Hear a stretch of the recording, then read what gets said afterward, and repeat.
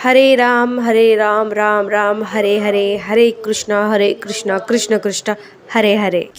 आप आपका नाम सुनते ही सब समझ जाते हैं कि आप इस्लाम को मानने वाली हैं, आप मुस्लिम हैं और आप पूजा पाठ करती हैं। तो कुछ लोग सवाल उठाते होंगे हाँ। मन में, कुछ लोग आपको अलग नज़र से देखते होंगे। हाँ, लोग अलग नज़र से देखते हैं और पूछते हैं कि क्यों ऐसा हमारे इस्लाम के खिलाफ है, ये सब चीज़ें अच्छा नहीं है धर्म में।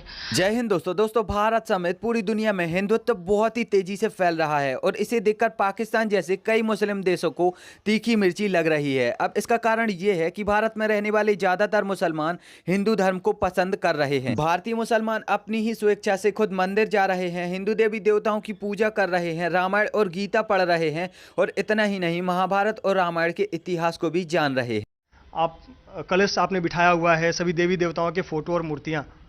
हमारी फैमिली और हम बचपन से ही सब चीज़ों को मनाते आए हैं, क्योंकि हम इंडिया में रहते हैं और हमारा सबसे बड़ा जो धर्म है वो हम इंसान हैं और हम सबको मिलजुल के रहना चाहिए।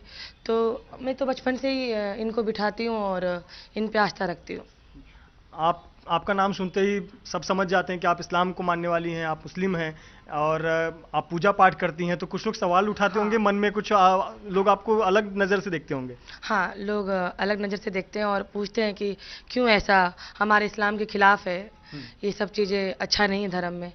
मैं और या मेरे मम्मी हो या डैडी, जो भी है इस चीज़ को बहुत ही प्यार से बोलते हैं कि हम हिंदुस्तानी हैं।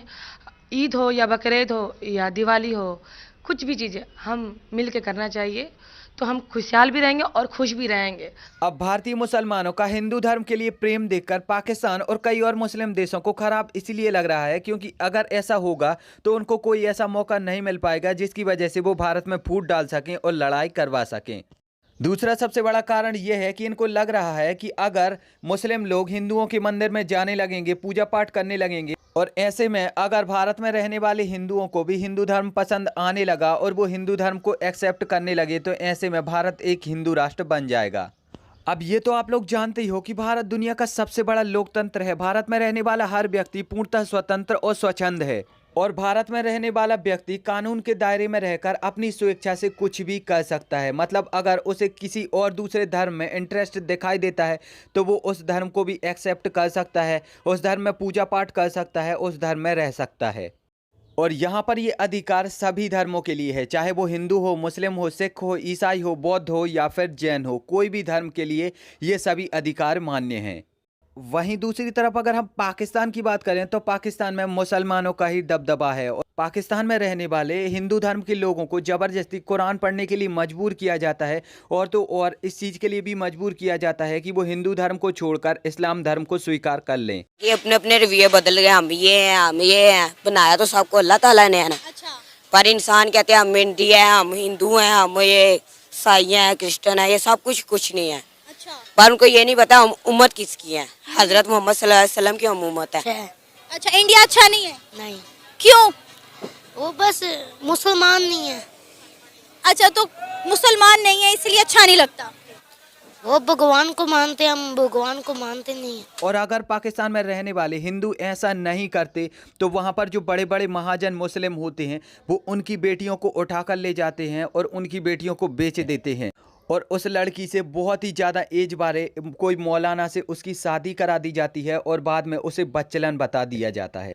पाकिस्तानी हिंदुओं के साथ मारपीट की जाती है और उन्हें जबरन इस्लाम धर्म में कन्वर्ट किया जाता है। जबकि दूसरी तरफ पाकिस्तान के लोग भारत को आतंकवादी बताते हैं और वो ये कहते हैं कि पाकिस्तान ही दुनिया का एकमात्र ऐसा देश है जहां पर हर धर्म के लोगों को अपनी स्वतंत्रता से जीने का अधिकार दिया जाता है। और यदि हम इनकी स्वतंत्रता को देखें तो पाकिस्तान में मुसलमानों की संख्या दिन प्रतिदिन बहुत ही तेजी से बढ़ रही है। हिंदू लगभग बिल्कुल खत्म होने वाले हैं। जो क्रिश्चियन धर्म के लोग हैं वो लगभग 1 ही 2 बचे हैं और बौद्ध धर्म और जैन धर्म के बारे में तो कुछ पता ही नहीं है और इनकी जो आबादी है वो पूर्णतः विलुप्त हो चुकी है।